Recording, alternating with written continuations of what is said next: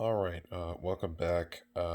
Today we're doing a review of the Pikeman's Lament from Osprey Games, written by Daniel Mercy and Michael Leck. Been looking forward to getting these rules for a while now, and I'm really happy to do this review. I believe these are based off of the Lion Rampant rules for Medieval, which are pretty popular. And generally, these Osprey Blue books have a pretty good reputation. So these rules are for doing pike and shot battles. Um, so 1500 to 1700, and they're really great for doing company level actions. So the standard point size for the game is 24 points. Of course, in the rules, you can go up or down depending on how many models you have. Um, but that's what they recommend. Um, so that comes to about, I've got some models set up to do a battle report for this, which should hopefully be the next video. So I've got one of my infantry regiments from Warlord's Pike and Shot line. One of my third years were Imperialist infantry, so it's two uh, the two of the wings of shot, um, the pike without the command units or command figures. Um, so that's 12, 24, 36 models, and then another unit of 12, um, and 12 musketeers, and then 12 cavalry. So not that many models, and the rules are pretty flexible, so you can go up or down. So it's not a big battle pike and shot game like Warlord has. But it's really great, I think, if someone's new to this period or you want something that's smaller model count and quicker playing. And the rules and the lists and the force list is pretty simple. So all of your units are going to fall under one of these categories. Let's see if we can get close. So they're pretty generic, so they can fit any nation. And you've got a few different levels, and you just upgrade that based on the number of points. You've got all the statistics, movement, attack value, defend value, their shooting, the shoot value,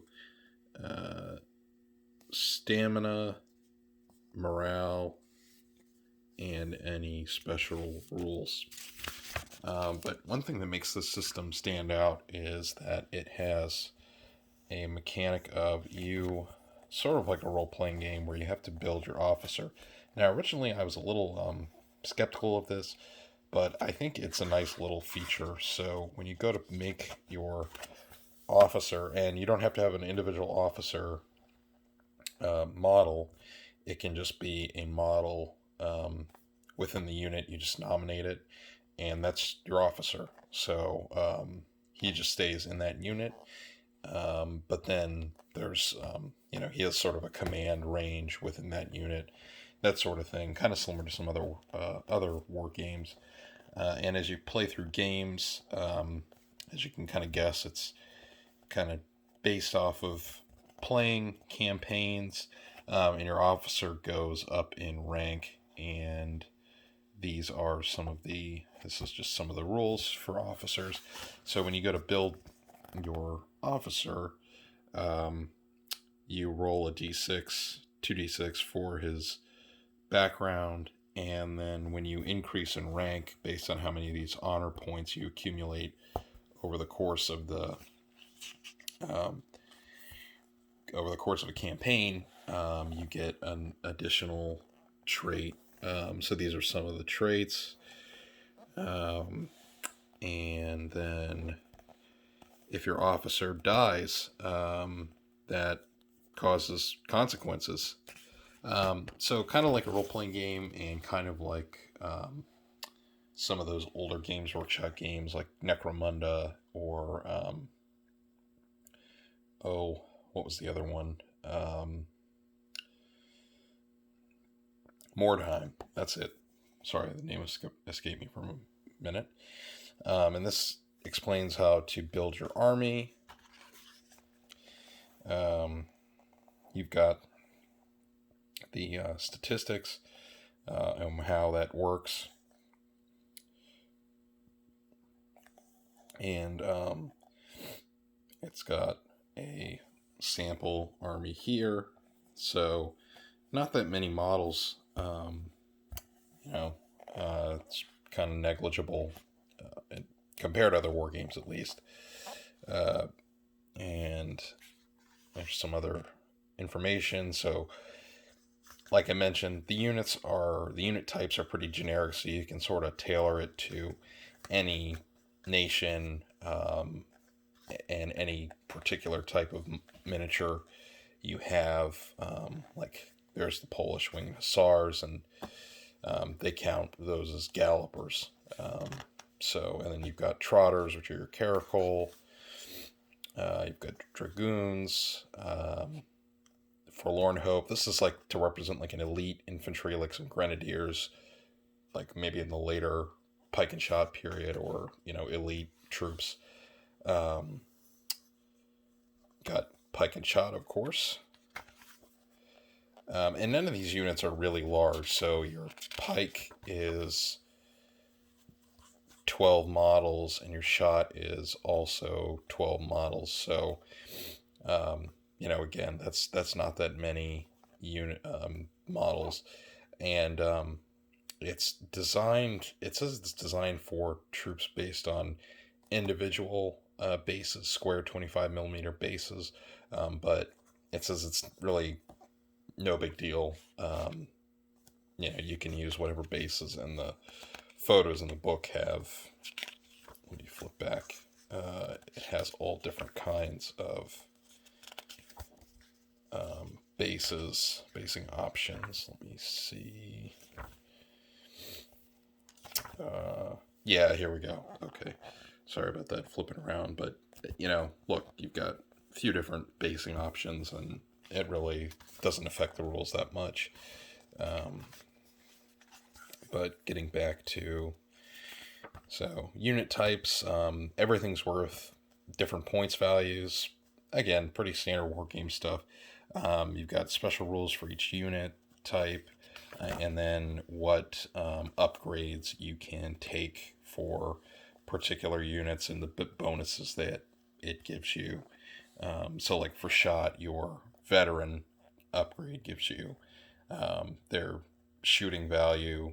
They hit on, I believe, what is it, 4+, and they can shoot at a longer range, essentially. So, and then you've got your battle rules. So there's a bunch of different missions you can do. I'm getting ahead of myself, but I might as well discuss that. The missions, rules for terrain. Shooting in this game is kind of a little more fast and loose even than Warlord Pike and Shot. Units can fire pretty much in any direction, any arc. The only thing that has a specific arc is artillery, which is fair enough, I think, especially for a game at this smaller size in this period. So the main activation and the main play, you activate your units based on, you roll a command test for each unit, which is unlike Black Powder or Pike and Shot. It's not based on your commander, it's based on that unit, if they can do a certain task. So if you're the attacker, like in the example, it says, so you roll your activation until you fail, and then you're done activating units, and then it's your opponent's turn. So it's that I go, you go format. I'm not a fan of that particular phrasing, but anyway, that's the format. I kind of like that. It's adds a bit of randomness to it, but other people may prefer something different or sort of an initiative based system. And rally. I mean, I'm not going to go through every single rule here. At the conclusion of your activation phase, if you run out of units or you failed one of your activation tests, and then there's also a sort of blunder type system. You can move, and I believe you can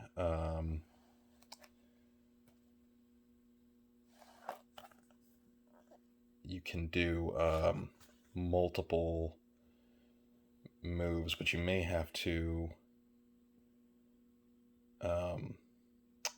fire. Can you move and fire at the same turn?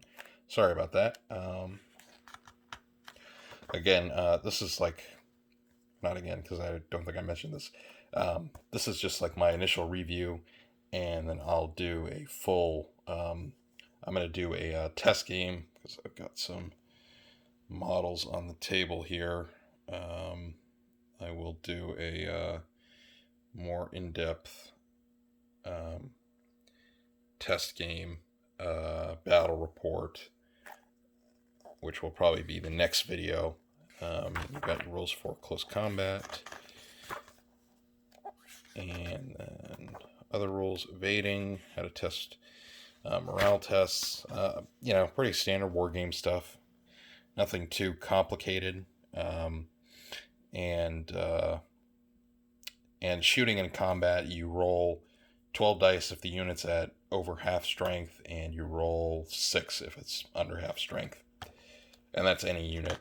So, you're not really memorizing too much. You've got a bunch of different missions. How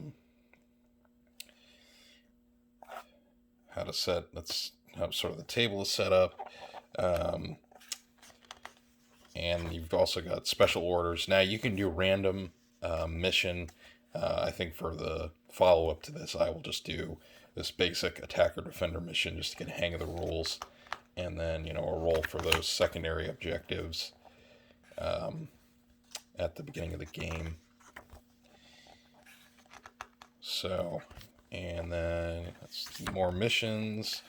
The book's nicely laid out too. Most of the artwork's other Osprey stuff, but it's pretty nice. The sample companies, this is a little short. I personally, if I had done this, I would have made this just a little longer.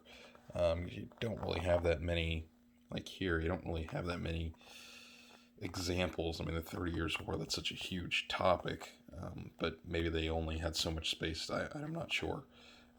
You've got these Swedish horse company, and you've got some of the Croats, imperialist Croats. I mean, and then that's it. And then, got quite a few English Civil War. Got several English Civil War. I guess this is a British book, so that's to be expected. Kind of glad that the Deluge and Northern War are represented in this. Not really, Eastern Warfare isn't really big in English-speaking wargaming, which, and I'm always happy to see that. And then you've got some of the later conflicts. So they've got a North American conflict, King William's War, part of the 9 Years' War. That's really nice. And they've got Great Northern War. So as you can see by these sample lists, you can do a pretty wide range of conflicts with this, and the rules are kind of like Pike and Shot. It's generic enough where you can kind of tailor this probably to what you need. But I think as they're written, it's a really great rule set for doing company level pike and shot stuff. And then the last pages comes a little officer roster and a company roster, which is always handy to have this kind of documentation. And some Osprey advertising, and then that's the back of the book. And then the quick references I showed earlier, I kind of had to dig around for this.